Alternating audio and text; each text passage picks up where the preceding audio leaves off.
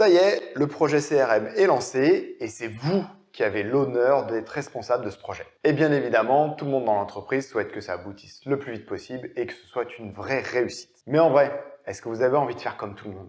Est-ce que vous n'auriez pas votre esprit de contradiction qui vous dirait « Bien, on va faire échouer le projet ».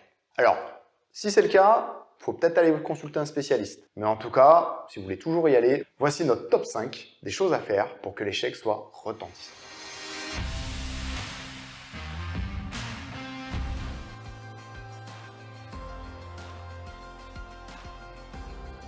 Première étape de votre stratégie, ne pas se poser pour réfléchir à vos besoins et ne pas choisir des critères de sélection qui soient clairs. Après tout, à quoi bon rédiger un cahier des charges ou un cahier de spécifications fonctionnelles? Alors déjà, c'est pas rigolo. Et puis en plus, comme tout le monde veut que le projet aille vite, autant se dépêcher et pas mettre de critères en place. Non, franchement, ce sera bien plus amusant de choisir un CRM avec un nom rigolo et une interface qui soit jolie.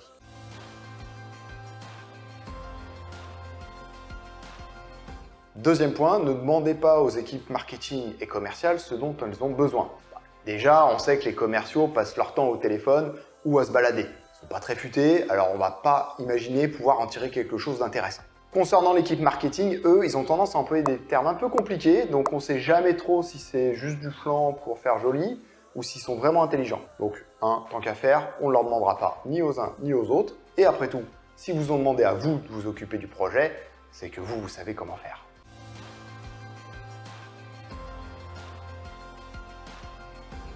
Toujours dans la même continuité, n'en parlez pas au reste des services de l'entreprise. Non, vous pourriez vous rendre compte que le projet va impacter d'autres services dans l'entreprise, comme par exemple l'administration des ventes, le service informatique ou le service client. Et comme on n'a déjà pas demandé aux principaux intéressés ce dont ils avaient besoin, on ne va pas demander aux autres.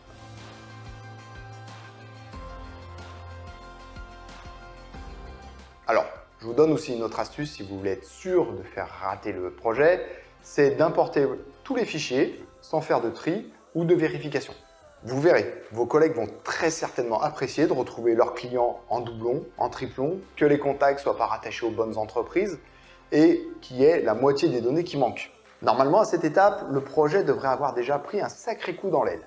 Mais si vous voulez être sûr de l'achever, voici mon 5e conseil.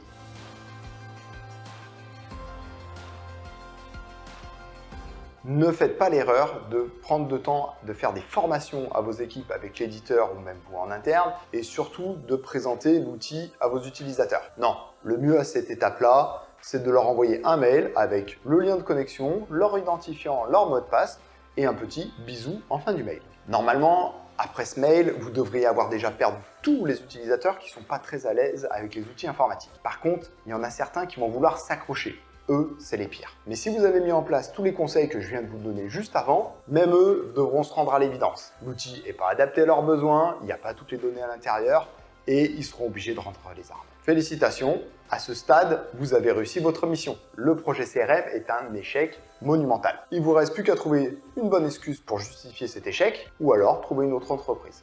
Au choix. Et ne comptez pas sur moi pour vous couvrir, je n'irai avoir tourné cette vidéo. Je vous remercie pour avoir suivi jusqu'ici cette vidéo et pour ceux qui auraient vraiment envie de réussir leur projet CRM, vous pouvez nous contacter.